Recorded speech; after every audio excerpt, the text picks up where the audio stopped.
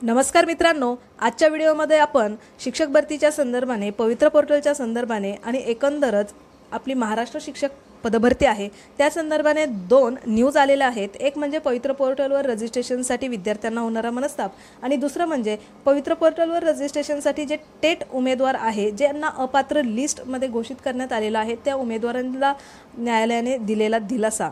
त्याचप्रमाणे आता टेटच्या रजिस्ट्रेशनची date extend होणार का, अशा 2-3 प्रकारच्या अपडेट आजच्या व्हिडिओमध्ये आपण पाहणार आहोत। त्यामधील आपण सर्वात पहिली न्यूज बघूया ती पवित्र पोर्टल हलेना आणि भावी शिक्षकांना नुसता मनस्ताप, डेटा मिसमॅच, नोंदणी क्रमांक चुकीचा असल्याचा मेसेज।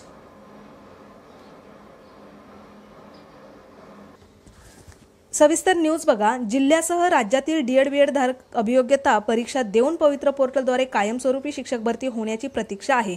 काही जिल्हा परिषदांनी कंत्राटी शिक्षक भरण्याचा निर्णय घेतला आहे।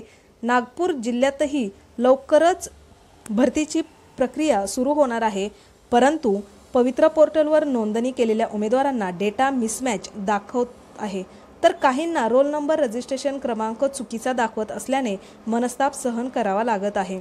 आपण केलेल्या नोंदीचे काय होणार असा प्रश्न उमेदवारांना पडला आहे। महाराष्ट्र शिक्षक पदाची सुमारे 30,000 पदांची भरती होणार आहे। यासाठी पात्रताधारकांनी तयारी सुरू केली आहे। महाराष्ट्रातील शिक्षक भरती ही पवित्र पोर्टल मार्फत केली जाते, परंतु तांत्रिक कारणांमुळे अडचणींमुळे पोर्टल सुरू होत नसल्याने भावी शिक्षकांना संताप व्यक्त केला जात आहे। महाराष्ट्र राज्य शिक्षक परीक्षा परिषदेने 2023 मध्ये अभियोग्यता व बुद्धिमत्ता चाचणी घेतली। 24 मार्चला त्याचा रिझल्ट लागला।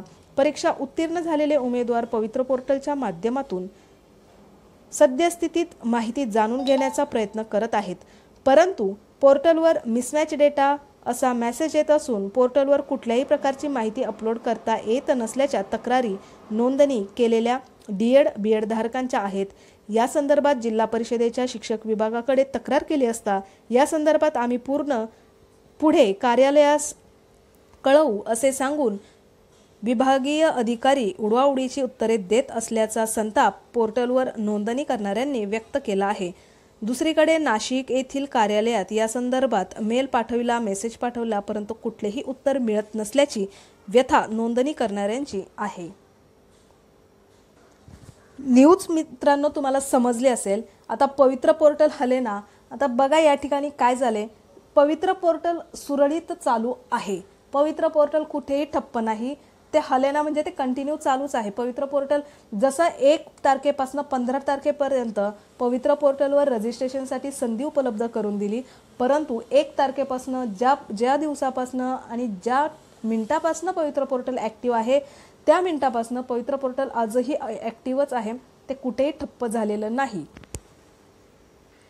या ठिकाणी डेटा मिसमॅच हा कोणाला दाखवत आहे, तर ज्यांचं टीटी किंवा सीटीटी मध्ये प्रॉब्लेम आहे, त्यांचे स्पेलिंग किंवा नंबर चेंज झालेला आहे, त्यांना डेटा मिसमॅचचा प्रॉब्लेम येतो, परंतु त्यावरचं सोल्युशन हे त्याच ठिकाणी एक टॅब देऊन करण्यात आलेलं आहे। सुरुवातीला हा टॅब दिलेला नव्हता। 1 तारखेला पवित्र पोर्टल सुरू झालं आणि 4 तारखेला हा टॅब त्या ठिकाणी देण्यात आलेला आहे मिसमॅच दुरुस्तीसाठी। त्यामुळे ही सूचना ईओ ऑफिसमध्ये देखील दिलेली आहे आणि विद्यार्थ्यांना कॅन्डिडेट्स इन्स्ट्रक्शनमध्ये देखील देण्यात आलेली आहे। त्यामुळे हा प्रॉब्लेम त्याच ठिकाणी सॉल्व झालेला आहे।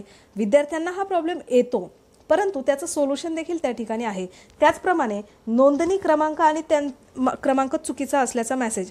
आता हा मेसेज कोणाला येतो, तर याचा स्पष्ट उल्लेख देखील पवित्र पोर्टलवर करण्यात आलेला आहे की 2018 मध्ये आणि 19 मध्ये ज्यांनी टीईटी मध्ये गैरप्रकार केलेला आहे तर त्या विद्यार्थ्यांना टेटमध्ये एंट्री नाही। मग अशा विद्यार्थ्यांना त्या ठिकाणी रोल नंबर टाकता येत नाही, तो चुकीचा दाखवतो।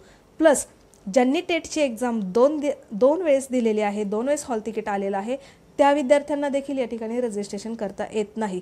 प्लस अजून तिसरा मुद्दा यामध्ये अजून एक असा आहे की चुकून जे 2017 मध्ये टेट दिलेले विद्यार्थी आहेत ते 2022च्या टॅबमध्ये जर आपला रोल नंबर टाकून एंट्री करत असेल तर त्यांना देखील त्या ठिकाणी एंट्री करता येत नाही। परंतु पवित्र पोर्टल कुठेही ठप्प नाही. डेटा मिसमॅचचा प्रॉब्लेम आहे, विद्यार्थ्यांना 100% प्रॉब्लेम येतो, परंतु त्याचं सोल्युशन देखील त्या ठिकाणी देण्यात आलेलं आहे. त्यानंतर पवित्र पोर्टलवरती 2 ते 3 दिवस असेल, जास्तीत जास्त 3 दिवस, त्यामध्ये जी काही इन्फॉर्मेशन भरलेली आहे त्याचं सेल्फ सर्टिफाईड केल्याच्या नंतर प्रिंट काढताना काही डेटा त्यामधनं मिस झालेला आहे. तर हा एक तांत्रिक बिघाड यामध्ये निश्चितच झाला होता.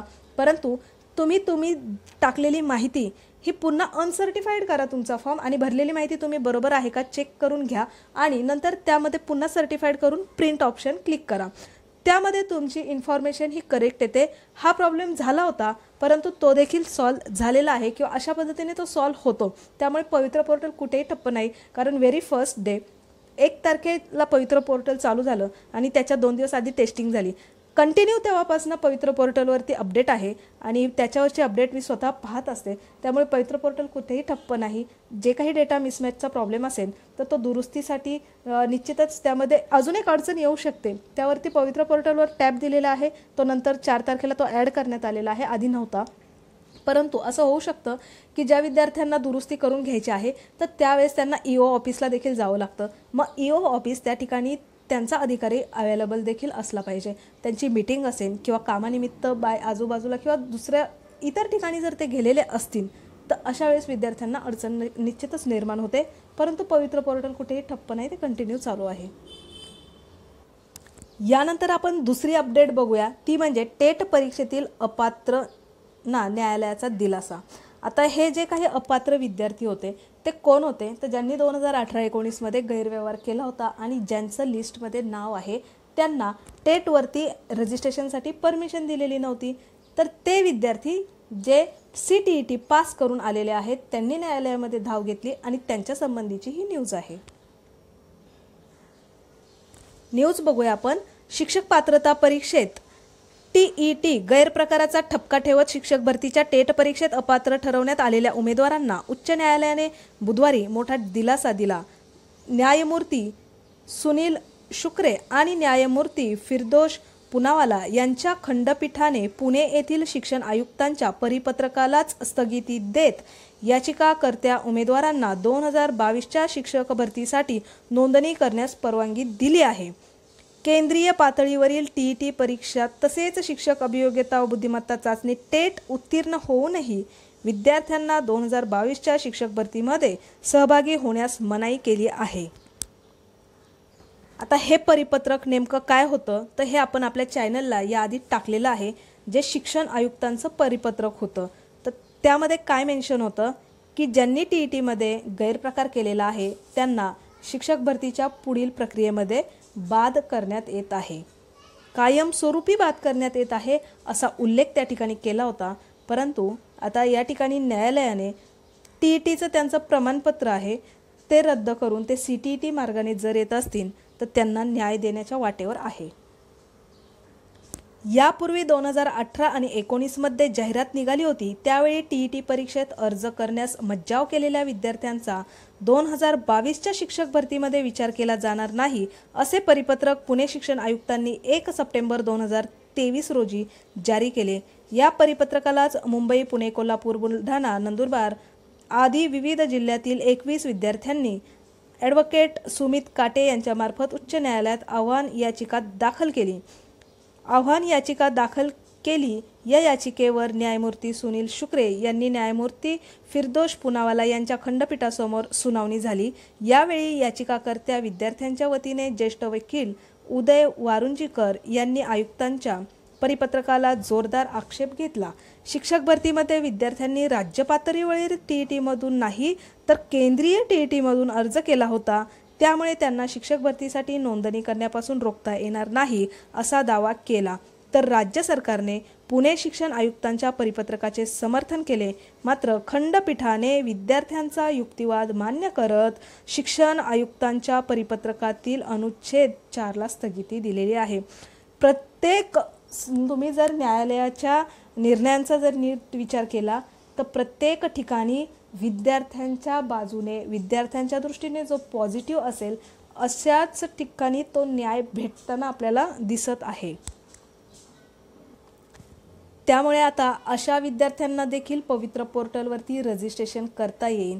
आणि आपला तिसरा महत्त्वाचा मुद्दा म्हणजे आता आज CTET अपियरवाल्यांची याचिका आहे, त्याची सुनावणी आहे. परंतु झालं काय की जो काही नंबर होता तो नंबर मागे राहिलेला आहे आणि त्याच्या पुढची सुनावणी चालू झालेली आहे. आता फायनली निर्णय काय येईल तो आल्यानंतर आपल्याला निश्चितच समजेल. परंतु सध्या तरी सकाळच्याच याच्यामध्ये म्हणजे पहिल्या सत्रामध्ये CTET अपियरवाल्यांचा निकाल लागणं अपेक्षित होतं, परंतु तो न लागता त्याचे पुढचे नंबर सुरू झालेले आहेत. त्यामुळे आता कधी लागेल हे सांगता येत नाही. कदाचित आज लागेलही, त्यानंतर दुपारच्या नंतर ती पुन्हा बोर्डवरती येई नाही. परंतु नाही आली तर त्याला पुढची तारीख भेटेल. परंतु निकाल लागणं खूप गरजेचं आहे, खूप अपेक्षित आहे. कारण त्या निकालावरती बऱ्याच विद्यार्थ्यांचं भवितव्य अवलंबून आहे. कारण जे CTET अपियरवाल्यांनी ते येईनच असतील बहुतेक, परंतु न्यायालयाचा निकाल खूप महत्त्वाचा आहे. आता त्याचप्रमाणे सगळ्यात महत्त्वाचं म्हणजे आता टेटचा 1 तारखेपासून 15 तारखेपर्यंत हा रजिस्ट्रेशन दिवस होता. ऑलरेडी शिक्षक भरती इतकी पुढे गेलेली आहे, त्यामुळे आता कुठल्याही गोष्टी पुढे जाऊ नये जेणेकरून शिक्षक भरती लांबेन अशी कुठलीही गोष्ट आपल्याला करायची नाही किंवा कुठल्याही मुदतवाढ नको आहे. परंतु या ठिकाणी एक प्रॉब्लेम झालेला आहे की जे विद्यार्थी आता EO ऑफिसपर्यंत ज्यांना पोचावं लागतं, ज्यांचे डॉक्युमेंट्स ते ऑलरेडी क्वालिफाईड आहे, परंतु इतक्या छोट्या छोट्या गोष्टी आता लागणार आहेत. जसं की वर्षानुवर्ष आता ज्या अर्थी एखादा उमेदवार DED करतोय, BEd करतोय, अभियोग्यता चाचणी देतोय आणि कामावर रुजू असतोय, मग अशा विद्यार्थ्याचे 10वीपासूनचे जे काही तुमचे मेन डॉक्युमेंट्स आहे, त्यांचे सर्टिफिकेट्स आहे, असं मिळवणं थोडंसं किचकट झालेलं आहे ज्यांच्याकडे नसेल त्यांच्याकडे. त्याचप्रमाणे ज्यांचा डेटा मिसमॅच होता, 15 तारीख रजिस्ट्रेशनसाठी दिलेली, परंतु पहिले 4 दिवस त्यामध्ये डेटा मिसमॅचसाठी ऑप्शन नव्हता. त्याचप्रमाणे काही दिवस विद्यार्थ्यांना समजून घेण्यात लागले, त्यांचे सब्जेक्ट स्पेशलायझेशन असेल किंवा त्यांचं मराठी इंग्रजी माध्यमाशी झालेलं कन्फ्युजन असेल. बऱ्याच गोष्टींमुळे विद्यार्थ्यांचं कन्फ्युजन आणि डेटा मिसमॅच असेल, त्यामुळे त्यांना थोडंसं वेळ लागू शकतो किंवा ते वेळ वाढवून नक्कीच मागू शकतात. त्यामुळे आज 14 तारीख आणि उद्या 15 तारीख आहे. जरी उद्या 15 तारीख असेल रजिस्ट्रेशनची, तरीसुद्धा सगळ्यात पहिलं आता जे राहिलेले आहेत रजिस्ट्रेशन करायचे, सेल्फ सर्टिफाईड करायचे, त्यांनी निश्चिंत मनाने सेल्फ सर्टिफाईड करा आणि तुमची प्रिंट घ्या. प्रिंट घेतल्यानंतर कुठला डेटा मिसिंग झाला आहे का तो चेक करा, कुठला डेटा चुकला आहे का ते देखील चेक करा. आणि जर चुकला असेल, मिसिंग झाला असेल, तर पुन्हा सर्टिफाईड करून OTP जनरेट होईल तुम्हाला आणि पुन्हा डेटा चेक करा, व्यवस्थित भरा आणि पुन्हा सर्टिफाईड करून OTP जनरेट करून त्याच्यावरती तुम्ही प्रिंट काढून घ्या. आता हे झालं तुमचं रजिस्ट्रेशनचं. परंतु आता एकंदरीतच आजच्या अपडेटवरनं असं वाटते की निश्चितच कदाचित रजिस्ट्रेशनसाठी डेट ही वाढवून भेटेल. कारण ज्यांना EO ऑफिसमध्ये जायची वेळ येते, ज्यांना डॉक्युमेंट्सची गरज आहे, अशा विद्यार्थ्यांना वेळ वाढून भेटेल. आणि दुसरा महत्त्वाचा मुद्दा म्हणजे जे TETमध्ये गैरप्रकार करणारे आहेत आणि न्यायालयाने त्यांना जर दिलासा दिलेला आहे, तर त्यांना रजिस्ट्रेशनसाठी जर संधी दिली तर पवित्र पोर्टलवर निश्चितच आज आणि उद्या ह्या 2 दिवसामध्ये पवित्र पोर्टलवरती एखादी सूचना येईल आणि त्यामध्ये रजिस्ट्रेशन डेट एक्सटेंड केलेली असेल. कारण जर त्या विद्यार्थ्यांना संधी द्यायची आहे तर ते विद्यार्थी रजिस्टर कधी करणार? उद्या तर शेवटचा दिवस आहे. मग आता पवित्र पोर्टलवरचं रजिस्ट्रेशनची डेट नक्कीच वाढेल, कारण त्या विद्यार्थ्यांना या ठिकाणी संधी द्यावी लागेल. त्याचप्रमाणे CTET अपियरवाल्यांचा यामध्ये काहीच प्रश्न नाही, कारण त्यांना ऑलरेडी रजिस्टर करण्याची संधी दिली होती. फक्त न्यायालयाचा निकाल बाकी आहे त्यांचा. त्यामुळे एकीकडे आता विद्यार्थ्यांचं जवळपास 2 लाख विद्यार्थ्यांचं तर रजिस्ट्रेशन या ठिकाणी कंप्लीट झालेलंच असेल. आता उर्वरित विद्यार्थी बाकी असतील तर त्यांच्यासाठी कदाचित निश्चितच मुदतवाढ भेटणार आहे रजिस्ट्रेशनसाठी. परंतु जे काही डॉक्युमेंट्स असतात तुमचे एज्युकेशनल, प्रोफेशनल आणि तुमचे जे इतर डॉक्युमेंट्स आहे जे तुम्हाला 31 मार्चच्या पूर्वीचे पाहिजे, डॉक्युमेंट्सच्या ज्या डेट आहे त्या डेट एक्सटेंडसाठी तुम्हाला सवलत भेटेल असं वाटत नाही. कदाचित ते भेटणारच नाही, कारण तशा सूचना आहेत. परंतु रजिस्ट्रेशनसाठी तुम्हाला डेट वाढवून भेटू शकते. आता जर न्यायालयाने त्या मुलांना यामध्ये संधी दिलेली आहे तर ती डेट वाढवावीच लागेल. एका दिवसात ते तरी विद्यार्थी कसे काय रजिस्टर करणार आहेत? आता त्यांना तर मिसमॅचचा प्रॉब्लेम येणारच आहे. जे TET त्यांची नावं प्रॉब्लेम येणार नाही आहे आपण 100% सांगू नाही शकत, परंतु प्रॉब्लेम येईनच असं एक गृहीत धरून त्यांना जर रजिस्टर करताना प्रॉब्लेम आला तर त्यांना EO ऑफिसला जाण्यासाठी तर 1 दिवस लागेल, मग रजिस्टर करायला भलेही 1 तास लागेल, परंतु त्यांना ह्या गोष्टी करण्यासाठी मुदतवाढ निश्चितच मिळणार आहे. आणि ज्यांचं झालेलं आहे त्यांना आता शिक्षक भरतीची प्रतीक्षा लागलेली आहे. लाखो युवकांचे शिक्षक भरतीकडे डोळे लागलेले आहे. बघा मित्रांनो, पवित्र पोर्टलवर फक्त रजिस्ट्रेशन झालेलं आहे. ज्यांचं झाले त्यांचं फक्त रजिस्ट्रेशन झालेलं आहे. अजून त्याच्यामध्ये जाहिराती येणं बाकी आहे, प्रेफरन्स देणं बाकी आहे, आपल्या विषयांची निवड, बऱ्याच गोष्टी बाकी आहे. फक्त फर्स्ट स्टेप झालेली आहे. तुम्ही आतमध्ये एंट्री केली, पवित्र पोर्टलवरती तुम्ही फक्त एंट्री केलेली आहे. बाकीच्या सगळ्या गोष्टी अजून बाकी आहेत. त्यामुळे बघूया आता आपण न्यायालयाचे निकाल आणि पवित्र पोर्टलवरती येणाऱ्या सूचना आता महत्त्वाच्या आहेत. कारण आज आणि उद्या जर संधी मिळणार आहे तर आज आणि उद्या त्यांना पवित्र पोर्टलवर आपल्याला नक्कीच सूचना बघायला भेटेल. आणि बऱ्याच जणांनी मुदतवाढीची या ठिकाणी अपेक्षा देखील आहे बऱ्याच जणांना. आणि तसं हे लेटर बघा, आता या ठिकाणी मुदतवाढीसाठीचं लेटर आहे. पवित्र पोर्टल 2022 मध्ये होणाऱ्या शिक्षक भरतीमध्ये रजिस्ट्रेशन मुदत वाढवून मिळण्याबाबत वरील विषय विनंती अर्ज करण्यात येतो की 22च्या पवित्र पोर्टलमध्ये रजिस्ट्रेशनची प्रक्रिया 15 पर्यंत मुदत देण्यात आलेली आहे. मुलांना फॉर्म फिलअप करताना येणाऱ्या अडचणी आणि रजिस्ट्रेशन प्रक्रिया पूर्ण होऊ शकत नाही, म्हणून आपणास विनंती आहे की 15 दिवसांचा कालावधी अजून वाढवण्यात यावा. आता या ठिकाणी 15 दिवसांचा कालावधी, जर कालावधी वाढवला तर तो 8 दिवसांपेक्षा जास्त तर नक्कीच वाढवत असतात. त्यामुळे आता 15 तारीख आहे तर त्यामध्ये तारीख एक्सटेंड होण्याची दाट शक्यता आहे, कारण मुलांना येणाऱ्या अडचणी. आता खरं बघितलं तर पवित्र पोर्टलवरती रजिस्ट्रेशन करताना ज्या अडचणी येतात त्याचं सोल्युशन त्या ठिकाणीच आहे. फक्त एक EO ऑफिसला विद्यार्थ्यांना जावं लागतं. राहिला डॉक्युमेंट्सचा प्रश्न, तर डॉक्युमेंट्स हे तुमचे आधीच असणार, म्हणजे तुमची एक ती फाईलच बनलेली असते. ज्यांचे मिसिंग झालेले आहेत किंवा ज्यांना प्रॉब्लेम आहे हा त्यांनाच प्रॉब्लेम येऊ शकतो. त्यामुळे बघूया न्यायालयाचा निकाल आणि येणाऱ्या सूचना. परंतु जरी एक्सटेंड झाली तरी आता ज्यांना शक्य आहे, तुम्हाला जर थोडाफार त्याच्यामध्ये काही डाऊट असेल असंही तुम्हाला त्या ठिकाणी अनसर्टिफाईड करायचं ऑप्शन आहे. त्यामुळे तुम्ही तुमचा डेटा जो काय आहे तो सेव्ह करून सर्टिफाईड करून ठेवा.